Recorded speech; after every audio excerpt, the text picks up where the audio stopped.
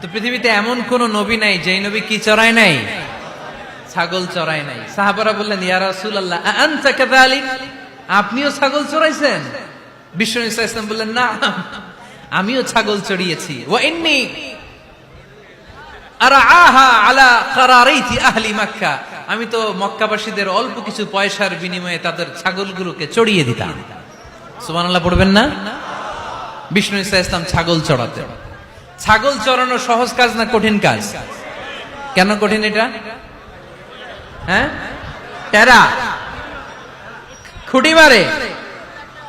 হ্যাঁ, তো ছাগল যারা পালে তারা জানে ছাগল পালা কত কষ্ট।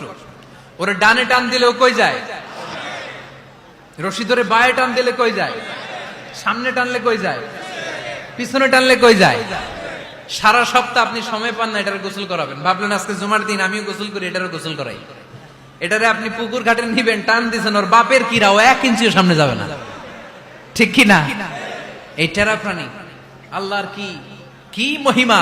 আল্লাহ তাআলা পৃথিবীর সবচেয়ে শ্রেষ্ঠতম মানুষদেরকে ছাগল চড়িয়ে ছেড়েছেন, ঠিক কি না? মা বাআসাল্লাহু নাবিয়ান ইল্লা রাআল গানাম, এই পৃথিবীতে এমন কোন নবী ছিল না যে নবীরা ছাগল চড়ায় নাই। আল্লাহ বুঝাতে চাইলেন ছাগল চড়ানো অনেক কষ্টের কাজ, অনেক ধৈর্যের প্রয়োজন। এখন নবীরা তোমরা ছাগল চড়াও, কিছুদিন পর ছাগলের চেয়েও টেরা জাতি মানুষ চড়াইতে হবে।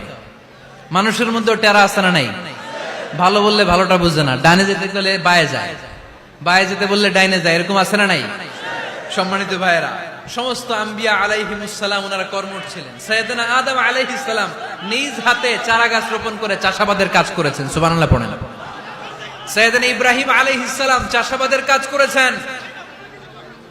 সাইয়েদনা দাউদ আলাইহিস সালাম নিজ হাতে যুদ্ধের জন্য যে পোশাক পরতে হয়, যেটা পরলে গায়ের মধ্যে ছুরি মারলেও ঢুকে না, ওই শিরস্ত্রাণ বানিয়েছেন, নিজ হাতে তলোয়ার বানিয়েছেন। সুবহানাল্লাহ পড়েন।